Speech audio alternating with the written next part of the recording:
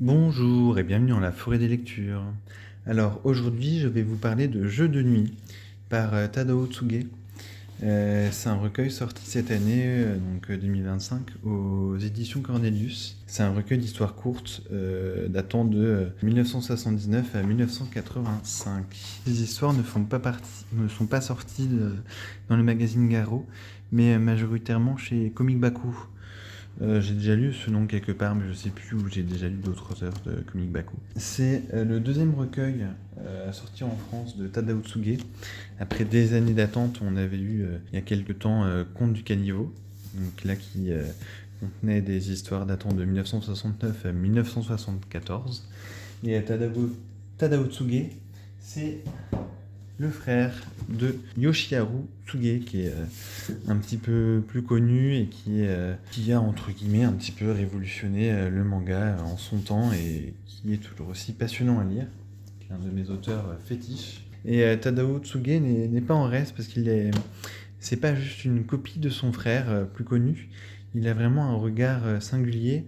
C'est un peu un mélange, je trouve, euh, dans le style entre il a son style à lui, je voudrais pas l'écraser de référence, mais du Tatsumi avec le côté dépeindre les personnes un peu écrasées par le capitalisme foisonnant, quelques scènes un peu violentes, enfin violentes, sexualisées. Le capitalisme foisonnant qui écrase tout au Japon dans ces années-là et une certaine quand même poésie dans la narration et un goût pour les fins qui amènent une mélancolie et une forme de poésie comme ici, regardez, que je trouve très belle et qui est un petit peu proche comme là pour cet aspect-là de son frère. Ici les contes du caniveau avaient un vrai aspect, il y a un aspect presque documentaire dans la manière dont cet auteur témoigne d'une époque, un regard, quelque chose qu'on ne connaît pas trop en France et qui dénote beaucoup. Ah bah tiens, on retrouve ce personnage-là. Qui dénote vraiment ouais, de notre vision qu'on a du Japon, et en particulier un peu du Japon de ces années-là, bon, qu'on a perçu dans quelques mangas quand même, et dans certains films de l'époque. Je trouve que Tadao Tsuge a vraiment...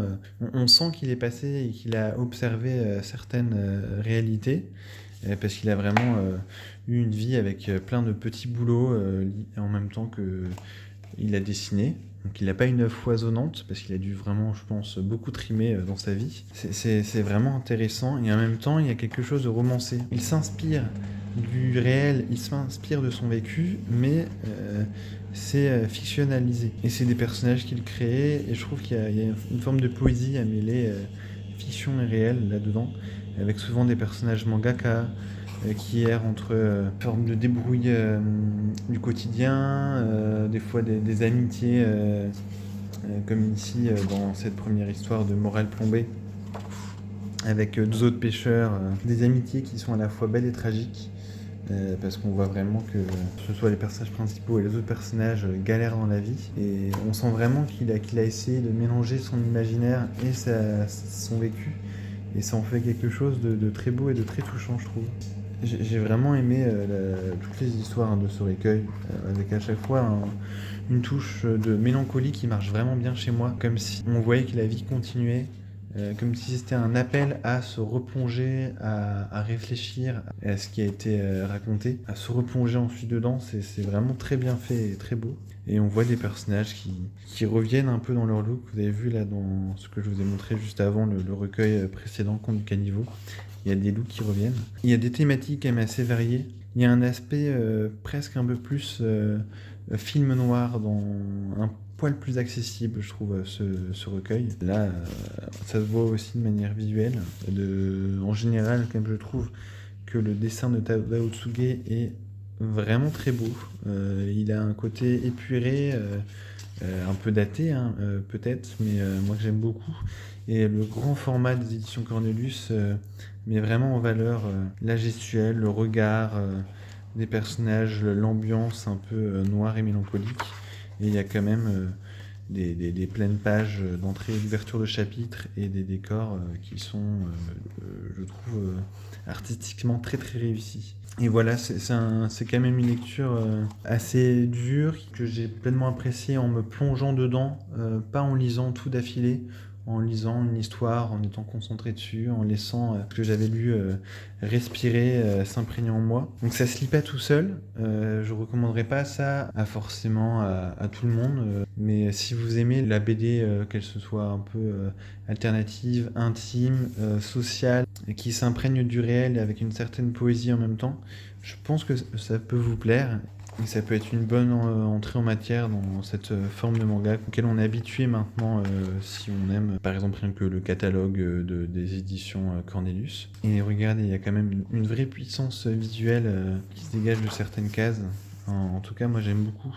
Et je me souvenais pas qu'il m'avait autant marqué visuellement le premier recueil de l'auteur. Alors bien sûr, hein, c'est vraiment marqué par une esthétique, on va dire Garo. J'ai pas envie trop de vous révéler les histoires parce que on peut facilement en faire perdre un peu l'intérêt en racontant trop. Mais par exemple là, on a un personnage qui va se découvrir qu'il aime se déguiser, se peinturer et que ça lui procure une forme de liberté. Et il y a une question de la norme, de devoir être marié à un certain âge, une forme aussi de grande solitude. Il y a beaucoup de solitude qui se dégage. Différentes histoires. La difficulté à vivre, à grandir, à voir le temps passer dans un monde, une société assez solitaire, mine de rien, où même les amitiés sont souvent passées ou éphémères. Les histoires témoignent bien de ça. Vraiment, à chaque fois, j'aime beaucoup, comme un peu, même si je ne veux pas les comparer, hein, son frère, j'aime beaucoup les ouvertures de récits et les fins de récits que je trouve vraiment très réussies.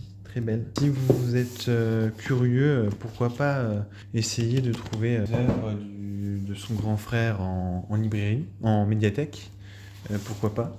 Mais si vous avez envie de tester, je peux que vous recommander Jeu de nuit, qui n'est pas une lecture forcément qui plaira à tout le monde de par son obscurité et un côté non fini, non carré des histoires, mais qui amène à s'imprégner de ce qui est raconté, de la vie des gens à l'époque, et de la vie pas uniquement factuelle, mais de la vie psychologique, mentale, matérielle par la difficulté à s'en sortir, mais il y a les rêves aussi, les rêves passés dans cette histoire que j'ai trouvé vraiment très belle, sur un mangaka qui est patron de boutique de vêtements.